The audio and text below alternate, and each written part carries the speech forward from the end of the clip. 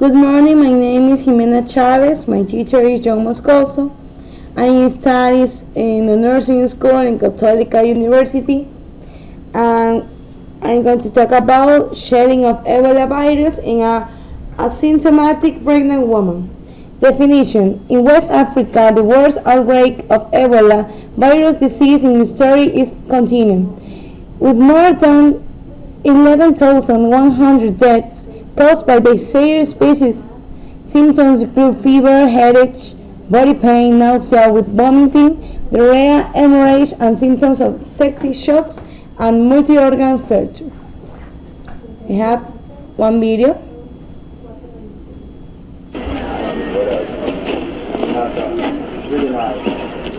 Adama, our first patient, admitted, is a very special case. She's going to be discharged today. She's cured. So we're going in to do her discharge shower so that even though she's not infectious, maybe some of the items that have been in the confirmed tent are. So we're going to do a shower to disinfect everything, give her new clothes, and then she'll be able to walk out as a cured patient. So Adama arrived. We knew she was pregnant. We didn't quite know exactly how far along. She ended up losing the pregnancy quite early on, and some complications from that extended her stay in the confirmed tent with us. But she's now recovered. But of course, there's a lot of trauma and psychosocial support that'll need to come with having lost a pregnancy. Also, some of her family members have also died. So now this is just one part of her journey now that she's recovered, but a big step will be going home and kind of the aftermath of everything that comes with Ebola. So having to adjust to a new family and the community as well.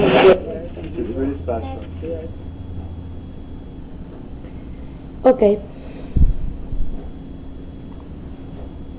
Application in nursing. She was referred to the ELWA3 Ebola Treatment Unit in Monrovia, Liberia. Has once common practice in Monrovia for patients who potentially present a hospital exposure risk, such as during delivery. On admittance to the ETU, she had mild lower abdominal pain and experienced contraction and reported fetal movements. Alert from the Potted Blog site, October 28, 2014. Centers for Disease Control has changed the case definition of Ebola virus disease to reflect some things that have happened with Dr. Spencer in New York. Now, we have direct links to these documents on our webpage. Here's our quick reading of it. In short, CDC has greatly increased the at-risk Ebola category to include the following: direct contact, handshake with an Ebola victim 21 days prior to symptom onset. 2, airborne contact, even brief proximity, such as being in the same room for a brief period of time with an Ebola victim after their symptom onset. Now, they've also changed, removed fever and made the definitions much more subjective, so that any person who meets these two above definitions and in the subject eyes of an examiner has any signs of concern, such as elevated body temperature. That includes anybody who was on the flight with him, people he had in contact with when he left Guinea, when he returns to Brussels and checked in the hotel room, and when he arrived in New York on September 17th. So anybody who touched him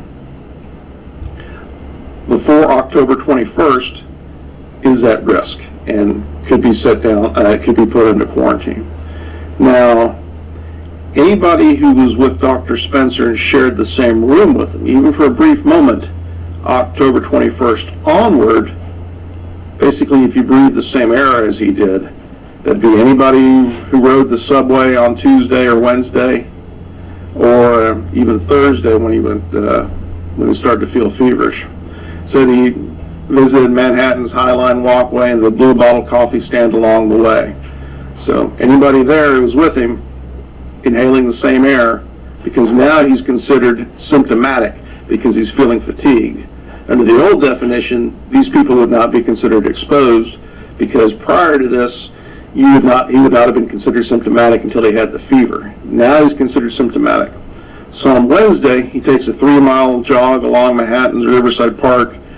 He takes the A, L, and L subway trains to the Gutter Bowling Alley in Brooklyn, and he takes the car service back home. So based on the CDC's new guidelines, anybody who's on that subway is now basically subject to quarantine and is an exposure risk for Ebola. Same thing with the people who were in the bowling alley with him. And definitely would think the same thing as the person who drove the car. Then on Thursday, he says that he feels feverish after 10 a.m. and they come get him. At some point in here too, he also is having diarrhea and obviously would use the restroom.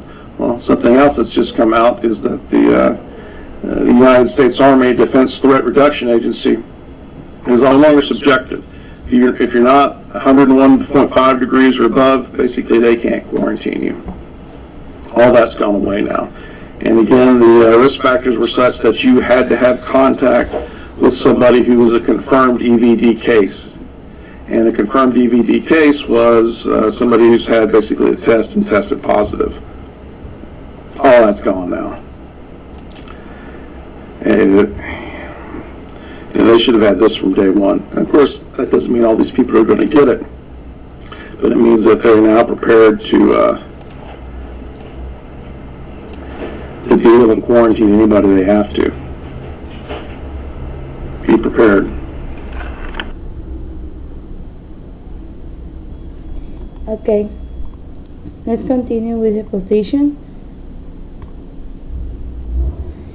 Post-cons shedding of Ebola virus in a asymptomatic pregnant woman. Post, she was affable and reported having had no contact with patient with Ebola and did not meet the Ebola virus case definition. She underwent routine Ebola testing for anticipated transfer to the Diverty Clinic. Cons on quantitative assay transcriptase polymerase chain reaction SA2 gene sequences. Her blood tested positive for Ebola with a high viral load. Let's see other video. So this has just come in. Researchers in France, which first actually identified the Ebola virus last March, have figured that the virus is actually mutating and is changing a lot faster than they thought it would. So at the moment they're trying to find out if this mutation could make the virus more contagious or what other effects it does have on the body. However, at the moment, nothing have come as results as yet so far. The virus actually killed nearly 9,000 people at this stage and with a survival rate of 40%, which originally came out very fatal at the African regions. World Health Organization, or also known as WHO, have created the vaccine, which they've been working on, which as we speak is being shipped out to the worst hit areas in Africa.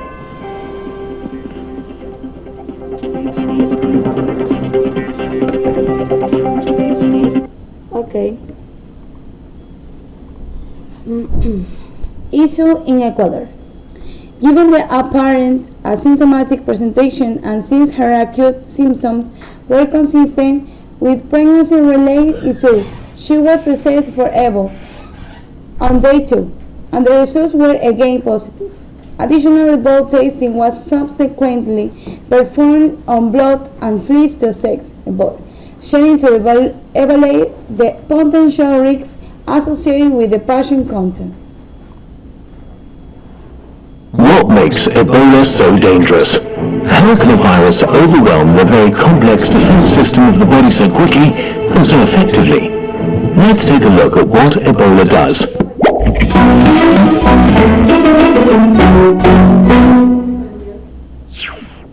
Ebola is a virus. A virus is a very small thing. a bit of RNA or DNA and a few proteins in a hull. It has no ability to do anything by itself whatsoever and can only survive and proliferate by infecting cells. To avoid this, we have the immune system. The immune system is super complex, so we developed a visual system that makes it easy to understand. So it looks like this. Let's concentrate on the part that's critical to understanding Ebola and ignore the rest. So, usually, dendritic cells would activate an army of antivirus cells, support cells and antibody factories that would, together with the guard cells, wipe out the infection in a matter of days. But when Ebola strikes, it directly attacks the immune system. Some of the first cells it takes over are the dendritic cells, the brains of the immune system. The Ebola virus enters a dendritic cell by binding onto receptors for cell transport. Once it's inside, it dissolves its outer hull and releases its genetic material, nuclear proteins, and enzymes. In a nutshell, it takes over the cell, disables the cell's protective mechanisms, and reprograms it. The cell now becomes a virus production machine. There are cells that should deal with infected cells, the natural killer cells, but they also get infected and just die before they can prevent the disease from spreading. At the same time, Ebola infects the guard cells of the body, macrophages, and desperately struggles to stay alive. In a desperate last effort to turn the tide, the immune system launches a cytokine storm. A cytokine storm is an SOS signal that causes the immune system to launch all of its weapons, all at once, in a desperate kamikaze attack. This hurts the virus, but leaves behind tons of collateral damage, especially in the blood vessels. Paradoxically, the healthier the immune system, the more damage it can do to itself. More and more fluid leaves the bloodstream. Blood pours out of every opening of the body. You become seriously dehydrated. There's just not enough blood left to supply the organs with oxygen, and cells begin to die. If you reach this point, the chance of you dying is very high. Currently, 6 out of 10 infected die from Ebola. Wow. Okay, Ebola is nasty. So it's time to pack. Malaria kills up to 1 million each year. 3,000 people every single day. 10 children since this video started. So, even if Ebola is terrible and scary, don't let yourself be scared. The most infectious thing about Ebola is the media hype around it. You could learn a bit more about the immune system though.